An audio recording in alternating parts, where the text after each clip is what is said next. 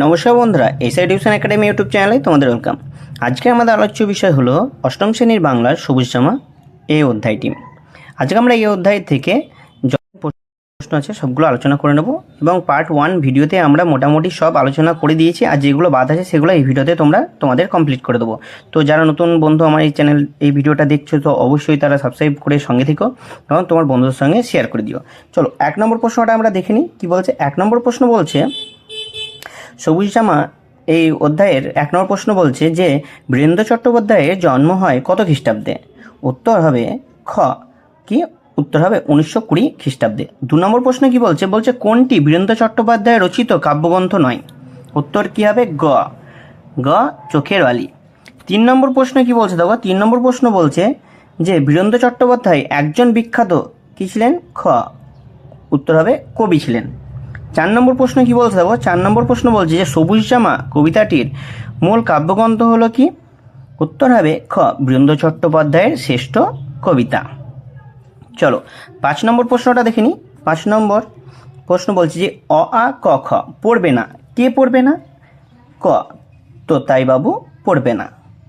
চলো 6 নম্বর প্রশ্নটা দেখে নিই। বলছে সবুজ জামা পরে সবুজ জামা কে পরে থাকে? সবুজ জামা পরে সবুজ জামা কে পরে থাকে? উত্তর দেখো ক, গাছেরা।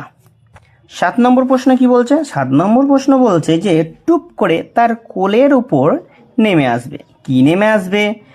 গ, ফুল তার কোলে নেমে আসবে। 8 নম্বর প্রশ্ন কি বলছে দেখো, 8 নম্বর প্রশ্ন বলছে একটি সবুজ জামা চাই। কে সবুজ জামা চাই? উত্তর কি হবে ক, তোতাই বাবুর সবুজ জামা চাই। 9 নম্বর প্রশ্ন দেখো, 9 নম্বর প্রশ্ন কি বলছে এক পায়ে দাঁড়িয়ে থাকে। কে দাঁড়িয়ে থাকে? গ, গাছেরা এক পায়ে দাঁড়িয়ে থাকে। উত্তর কি হবে? গাছেরা। 10 নম্বর প্রশ্ন কি বলছে দেখো, 10 নম্বর প্রশ্ন বলছে যে তোতাই কোথায় যাবে না? তোতাই কোথায় যাবে না? ক, স্কুলে যাবে না। উত্তর কি হবে? স্কুলে যাবে না।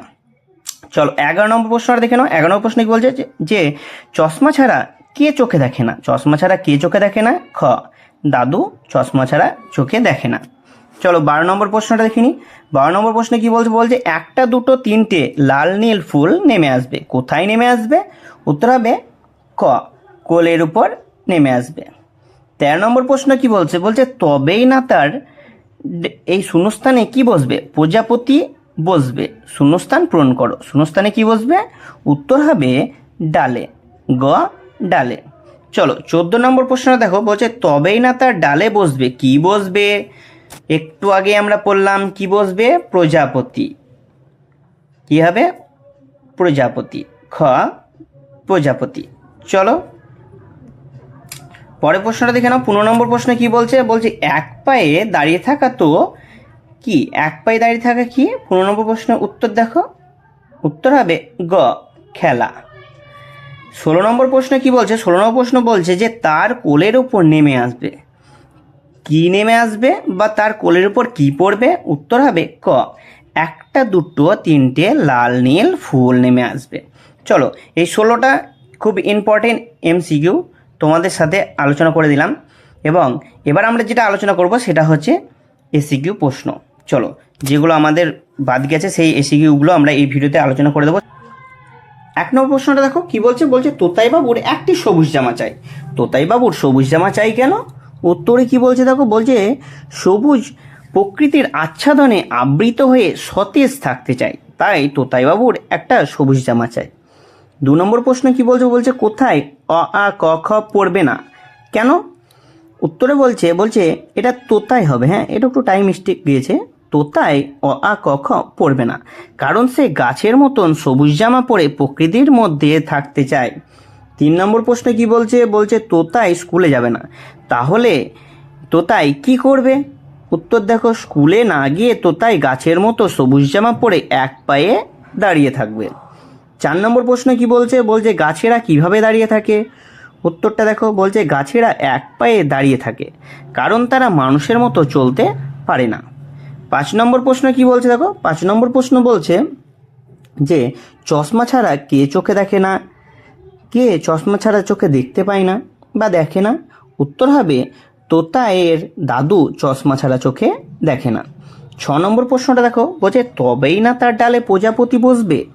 কি হলে তার ডালে প্রজাপতি বসবে? চলো উত্তরটা দেখে নিই। বলছে তোতায় একটি সবুজ জামা পেলে তার ডালে অর্থাৎ হাতে প্রজাপতি এসে বসবে। 7 নম্বর প্রশ্নটা দেখে নাও। বলছে একটা দুটো তিনটে লাল নীল ফুল। বলছে তোমার দেখা একটি লাল ও একটি নীল ফুলের নাম লেখো। উত্তর কি বলছে? বলছে আমার দেখা একটি লাল ফুল হলো জবা এবং একটি নীল ফুল হলো অপরাজিতা। 8 নম্বর এবং আমাদের এই সেকেন্ড পার্ট, এই সবুজ জামা অধ্যায়ের সেকেন্ড পার্টের শেষ প্রশ্ন হলো, শেষ এসিকিউ প্রশ্ন হলো, বলছে তাদের জামা তুই গায়ে দিতে চাস কেন? উদ্ধৃত লাইনটি ব্যাখ্যা দাও। বলছে উত্তর কি বলছে? বলছে তোতাই গাছেদের মতো সবুজ জামা চাইলে তাকে বোঝানোর চেষ্টা করা হয়। বলছে গাছেরা এক পায়ে দাঁড়িয়ে থাকে, গাছেদের মতো হওয়ার মধ্যে কোনো সাফল্য নেই, কোনো প্রাপ্তি নেই। আশা করি তোমরা বুঝতে পেরেছো। আমাদের পার্ট 1 এবং পার্ট 2 ভিডিওটা একটু ভালো করে তোমরা দেখে নেবে, তাহলে আশা করি এই তোমাদের সবুজ জামা যে অধ্যায়টা, এটা তোমাদের একদম পুরো কমপ্লিট হয়ে যাবে। সো তোমাদের আর কোনো প্রশ্ন থাকলে অবশ্যই কমেন্ট করে জানিও। আর দেখা হচ্ছে পরবর্তী ভিডিওতে। আর খুব তাড়াতাড়ি আমরা আরও অন্যান্য ক্লাসের ভিডিও নিয়ে আসতে চলেছি, তো চ্যানেলটি সাবস্ক্রাইব করে সঙ্গে থেকো।